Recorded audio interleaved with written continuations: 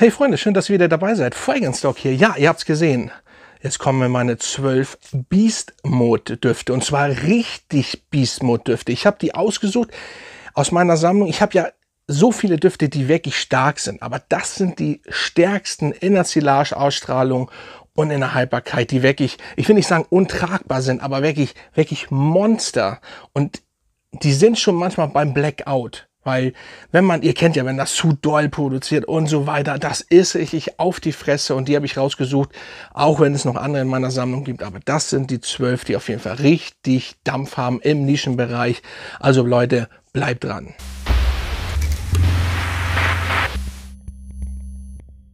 Hey, da bin ich wieder. Ja, wir fangen gleich mit den ersten an und zwar kommt er von Tiziana Terenzien zur Rosso Pompeii. So. Pompeii, eigentlich ausgesprochen, glaube ich, wenn ich mich nicht ganz irre. Früher, wenn das die Stadt ist, wurde früher mit Doppel-I, glaube ich, geschrieben, wenn ich mich auch nicht ganz irre. Ist auch egal, auf jeden Fall Rosso, Pompeii, wie auch immer. Das ist ein sehr geiler Duft. Der Flakon erstmal sehr nice, schwer, stabil, richtig cool. Gefällt mir richtig gut. Ich werde die Düfte natürlich unten, wie es geht, alle verlinken. Und dieser Duft ist, wie gesagt, ich muss das jetzt nicht betonen immer, Haltbarkeit ist wirklich super, über 11 Stunden und die Ausstrahlung, mein Gott, bei 1, 2 Sprüher, ihr werdet wahrgenommen, das liegt immer in der Nase. Die sizilianische Grapefruit kommt richtig gut zum Vorschein, ich muss mal sprühen, richtig geiler Duft. Der Sprüher könnte allerdings ein bisschen besser sein, finde ich. Ach, geil. Absolut. Die Grapefruit, sizilianische Grapefruit ist richtig nice. Der normale Grapefruit und sizilianische Zitrone, das nehmt ihr richtig wahr. Dieses frische, fruchtige ist richtig auf die Fresse und richtig nice. Und dann kommt das Wichtigste, die Traube. Und das macht den Duft für mich persönlich sehr einzigartig. Es mag sein, dass in diese Richtung es auch immer noch Düfte ein bisschen gibt, aber ich finde, ich habe keinen so in meiner Sammlung. Und das durch die Traube vor allen Dingen macht es diesen Duft sehr interessant und einfach, da ist es so Urlaub und durch diese Grapefruit eben Strand, auf Sizilien eben nochmal wieder Grüße gehen raus, La Familia Sizilien und richtig geil. Dann Ambra, Maiglöckchen im Mittel. Ach, dieser Duft ist richtig, er ist auch schön, obwohl er stark ist. So, er ist richtig schön und wenn es warm ist, ist dieser Duft einfach, ja, er hält einfach und das ist das Geile ja auch. Sandelholz, Patchouli dann am Ende in Dry Down. Ach, er rundet das einfach genial ab. Rosso, Pompeii, wie auch immer, sehr geiler Duft von Tiziana Terenzien und ich finde die Flakons einfach wow. Also mir gefallen sie wirklich richtig sehr, sehr gut. Sehr guter Duft. Der nächste kommt von Marc Gebauer und ist Orange Flamingo. Ja, also das ist einer der stärksten Sommerdüfte, die es gibt und in meiner Sammlung. Für mich aber auch komplett ein Ganzjahresduft. Wenn es kalt wird, freue ich mich schon, diesen Duft zu tragen. Einfach wie frische Wäsche. Und dann eben die Orangennote. Hier ist eine Kopfnote, alles Orange, richtig geiler Duft. Also richtig auf die Fresse, über 1,5 Tage nach dem Duschen erhält. Wie gesagt, das muss ich nicht erwähnen. Es geht hier ja um die 12 stärksten Düfte in meiner Sammlung. Und da gehört der Orange Flamingo von Marc Gebauer dazu. Wirklich sehr nice. Cooler Flakon, stabil, wie ich schon gesagt habe. Guter Deckel, sitzt fest. Und ja, Orange Flamingo solltet ihr testen, wenn ihr die noch nicht habt. Wenn ihr was richtig Starkes im Sommer haben wollt. Punkt. Das ist wirklich Punkt. Mehr gibt es auch gar nicht zu sagen. Wie gesagt, nur, dass man den auch im Winter und im Büro tragen kann. Allerdings 1, 2 Sprüher, nicht 5. Das ist too much. Der ist wirklich bei 1,5 Sprühern schon stark. Wirklich Hammer. Und das ist auch, ich muss sagen, mit einer der stärksten, was die Ausstrahlung angeht, in dieser Reihe. Orange Flamingo von Marc Gebauer. Wirklich ein Dampfhammer. Rose, Maiglöckchen, Moschus, Orangen, was hier alles drin ist. Einfach perfekt. Er passt einfach. Aber riecht, wie gesagt, wirklich sehr frisch. Einfach kühl, clean, sauber, frisch gewaschen und nach Orange. Sehr geiler Duft. Orange Flamingo von Marc Gebauer. Der nächste ist von Search und zwar Amber Star. Ja, Amber Star. Das ist einer meiner Lieblingsdüfte in meiner Sammlung. Ein Signaturduft. Was ich von diesem Duft halte, muss ich jetzt nicht viel sagen. Das ist einfach Ein Traum im Flakon. Sehr guter Sprüher. Ach Mann, das ist wirklich Endstation. Übrigens, der Orange Flamingo hat auch einen sehr guten Sprüher. Und geil. Traum. Absoluter Traum. Zedernholz, ilang an Anfang in der Kopfnote. Wow. Wow. Ein Traum. Dann kommt das Holz in der Mitte, die Möhre. Oh, das ist, Leute, wirklich, da kriegst du einen Orgasmus. Wirklich. Dann die Vanille, Sandelholz. Einfach holzig, Vanille, minimal, nicht rauchig wirklich, aber und Haltbarkeit, ihr riecht ihn nach 11 Stunden, 12 Stunden, noch 13 Stunden. Und dann die Ausstrahlung, er umhüllt einen immer. Er umhüllt einen.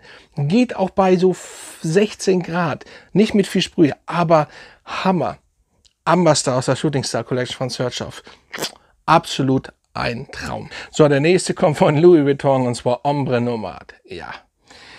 Den habe ich ja letztens vorgestellt. Das ist einfach ein Killer. Killer Oud von allerfeinsten, rauchig und Leder und das ist wirklich wie so ein Apotheker-Flakon hier, Fläschchen. Und da ist richtig, als wenn da pures Gift drin wäre. Aber pures Gift in positiven Sinne wirklich nice. Also das ist wirklich sehr nice. Und ja, was soll ich dazu sagen? Einfach männlich. Oh, geil. Oud, Weihrauch, Himbeere, gleich vorweg riecht nicht wie Tuscan Leather. Absolut geil. Haltbarkeit, wie gesagt. Endstation, auch hier 14 Stunden, super Ausstrahlung, ihr werdet wahrgenommen. Richtig auf die Fresse, sorry. Richtig geil. Ombre Nomad von Louis Vuitton. So, der nächste kommt von Andy Tower. Ja, und zwar der Wüstenduft. Der riecht einfach wie eine trockene Wüste. Und zwar rede ich von Eau Coeur du Dessert. Ich hoffe, das ist jetzt ein bisschen besser ausgesprochen. Wie gesagt, Französisch ist nicht meine Sprache, jedenfalls nicht mündlich. Und ja, geil. Absolut nice. Das kann ich wirklich unterschreiben. Allerdings der Deckel, und das ist absolut, ich muss das wirklich sagen, Schrott. Das ist nicht gut. Das hier, der hält nicht wirklich. Es ist einfach so ein Mäusemelken. Aber der Duft, wie stellt man sich eine Wüste vor? Eine wirklich trockene Luft, trockene Wüste. Dann Gewürze liegen in der Luft. Natürlich eigentlich ja nicht in der Wüste, aber stellt euch ein Bazar vor in der Wüste. Heiß, trocken und dann der Bazar. Holzige Noten kommen dann dazu. Patchouli, ihr kennt ja Patchouli, das ist einfach mit, hier, jetzt geht der Deckel ab, das ist das, was ich meine. Das ist Mist. So, verstehe ich nicht. Die Flakon, die Idee ist alles selbst gemacht, soweit ich weiß, ist cool. Ist cool. Auch dass das, hier steht Tower und dass der Name hier einfach hier drauf steht, ist einfach eine coole Idee. Aber das ist, ja, mal fest, mal nicht fest. Ja, auf jeden Fall. Der Duft ist einfach, ja, er lebt einfach, es ist einfach ein Traumduft. Dann Ambra und dann ist dieser Duft einfach balsamisch und das macht diesen Duft aus. Das Balsamische und, ach, den müsst ihr wirklich mal riechen und testen. Andy Tower Eau Coeur du Dessert. Wie auch immer, auf jeden Fall geiler Duft. So, der nächste ist ein MFK-Duft, Kurchan-Duft, Oud Satin Mood. Ja, wenn ihr einen richtig geilen, absolut einer der besten Rosendüfte haben wollt, dann diesen Duft. Wie gesagt, Ausstrahlung, Hammer, Haltbarkeit über Tage auf den Klamotten und auf der Haut ewig. Übrigens zu den Andy Tower, für mich persönlich ist es mit noch ein Duft der schwächste von der Ausstrahlung und Haltbarkeit, wenn man das so sagen kann. Aber hier ist wieder Power.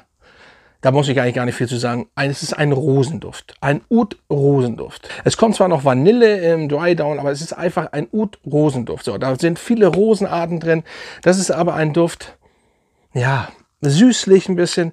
Es ist einer der geilsten Rosendüfte für mich. Das ist meiner Meinung nach so und da lasse ich auch nichts anderes zu sagen. Es ist wirklich ein geiler Duft. Also MFK hat da wirklich einen coolen Duft kreiert. Natürlich in der Extrakte Parfüm Version. Ich hatte auch das Eau de Parfüm. Das Extrakte Parfüm ist einfach um einiges noch besser. Sehr geiler Duft. So, dann kommen wir zu einem Zoologic Duft, und zwar das Rhinoceros ist am Start. Also ich sprühe den jetzt mal. Das ist mit einer der heftigsten von den Duftverlauf und auch von, ja, ich mache das ja, aber ich gehe auch immer, ich versuche ja euch zu sagen, testet den und habt Spaß mit dem Duft. Das ist ein bisschen schwierig bei einem Rhinoceros. Der ist wirklich hammerstark erstmal und sofort die Kopfnote mit den Pfeffer und Whisky und Kaffee ist gewöhnungsbedürftig, muss ich sagen. Aber hat was, so der Whisky aus den Holzfässern, der Kaffee, der im Hintergrund schon kein starker Kaffee, so vielleicht sogar ein bisschen Milchkaffee, und der Pfeffer, das ist einfach, es kann auch too much sein, aber er hat irgendwas. Dann Weihrauch, Leder, Ylang Ylang. Der Duft ist, wie soll ich, das ist auch bitte kein Blindkauf. Ich mache ja gern Blindkäufe und auch so. Mir gefällt er, aber ihr solltet, das ist die 220er Version, es ist auf die Fresse, der hält ewig, der hat eine Ausstrahlung, sag ich mal, mit den Andy Tower ähnlich, obwohl er doch noch ein bisschen stärker ist, das war der. Dann bin ich der Meinung, ist der Andy Tower schon, ja, vielleicht der schwächste. So, wenn man das, wie gesagt, er ist sehr stark, ne, aber wenn man das so sagen kann, aber hier Rhinoceros ist einfach, ja, das sagt schon, dieses Rhinoceros, dieses Leder, Whisky, Kaffee, es ist ein geiler Duft, aber man muss das mögen. So, der nächste, und ich hatte übrigens vergessen, bei den Rhinoceros ist auch noch Tabak drin, das kommt auch noch dazu, Tabak auch noch, also es ist schon ein geiler Zusammenspiel. So, der nächste kommt wieder von meinem Lieblingshaus, Search, und zwar der Om. Ja. Geil gemacht schon, ey. Das ist immer wieder geil. Ja, Om ist ein sogenannter, wie soll ich das sagen, Oldschool-Duft, kann man schon so betiteln. Ja, blumiger Oldschool-Duft, der super stark ist, absolut auf die Fresse, sehr stark. Das ist schon, aber sauber, und man hat so Erinnerungen aus den 70ern, 80er, aber irgendwie dann auch wieder modern. Orange, Ingwer, Bergamotte, Zitrone, da ist wirklich alles in der Kopfnote, und das ballert aber so genial, und man hat einfach einen Oldschool-Touch. Nicht Oma-Touch gleich vorweg oder Opa-Touch, einfach einen geilen, sauberen, Oldschool, grünen, fruchtigen, ja, Touch, den man nicht mehr aus dem Kopf rauskriegt. Das ist einer der besten von Xerjoff. So, Leute, das ist für mich Fakt. So, der kriegt oder hat von mir, sind 10 Punkte. Das ist 10 von 10. Auch wenn ich ein Amber-Star-Fan bin. Aber das hier ist wirklich von allerfeinsten und gehört einer mit zu den stärksten Ausstrahlungen, stärksten Düften, die es wirklich gibt. Ich muss eins vorweg sagen, das sage ich jetzt zwischendurch. Alexandria 2 habe ich jetzt, falls mir das gerade einfällt, vergessen. Der würde im Endeffekt auch noch hier reinkommen. Alexandria 2 von Xerjoff ist ein sehr sehr starker Duft, der wirklich auch lange hält. Den hatte ich vergessen. Werde ich mal jetzt einblenden. Ich habe den auch.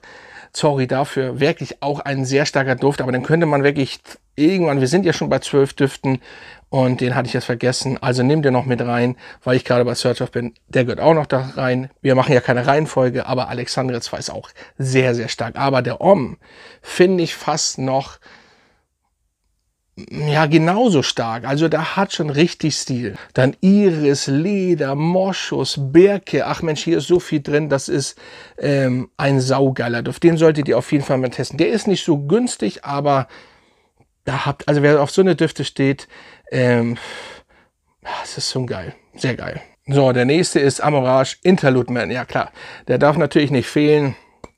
Das ist klar, das ist einfach der arabische Traum. Also der ist wirklich, der Sprüher könnte da ein bisschen besser sein. Der ist gut, ne? Aber jetzt nicht so wie die eben. Ach, das ist schon ein geiler Duft. Und wirklich, ehrlich gesagt, nichts mit den Air Tiger von Marc Gebauer. Wirklich, so viel gemeinsam haben sie nicht. So, ohne, ich meine jetzt, ich will dem Air Tiger, wie gesagt, ihr habt ja mein Video gesehen, den mache ich ja nicht schlechter mit. Aber das ist doch schon noch ein bisschen anders.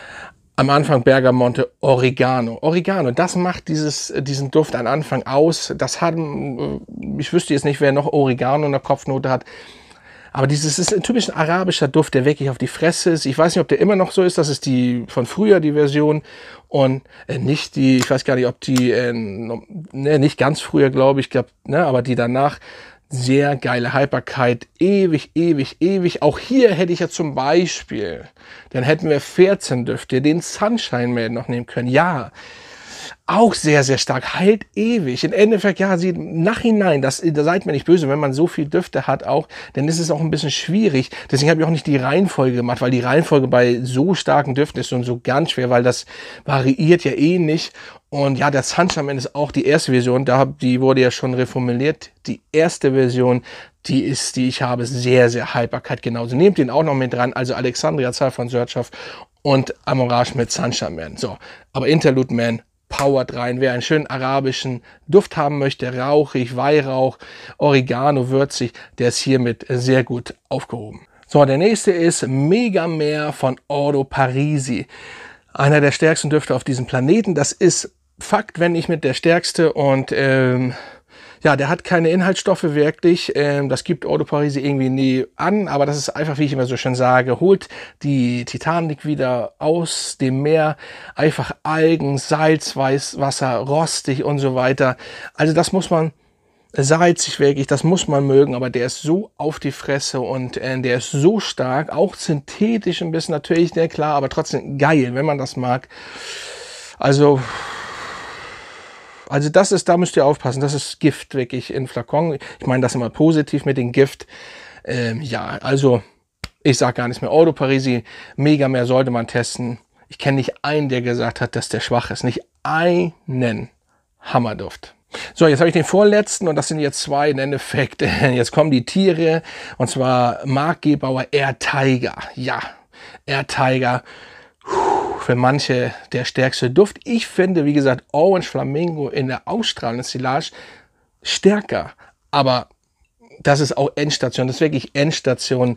Und ich habe ja gesagt, würzig, krautig, alles beinhaltet dieser Duft. Wirklich geil. Und mir gefällt das einfach. Mir gefallen die Düfte, weil endlich mal Düfte, die halten. Endlich mal Düfte, die halten, die Power haben. Wacholder, Kardamom, Zitrone am Anfang, das merkt man schon. Aber dieser Duft liegt einfach für diesen Kardamom, finde ich, und den Wacholder. Es ist wirklich sehr penetrant. Aber ich mag das. Deswegen, ich liebe, wenn alle so stark wären wie die hier. Das wäre geil. Natürlich, es dürfte auch geben, die ein bisschen schwächer sind, weil dann kann man ja nicht, wie gesagt, ich habe ja gesagt, beim Essen sind diese Düfte, wenn man essen geht, schwierig. Da müsst ihr aufpassen. Das geht nicht immer, aber ich will gar nicht viel sagen. Air Tiger gehört einfach zu den Düften, die mit am stärksten in meiner Sammlung sind. So, und zu guter Letzt, ja, da kommt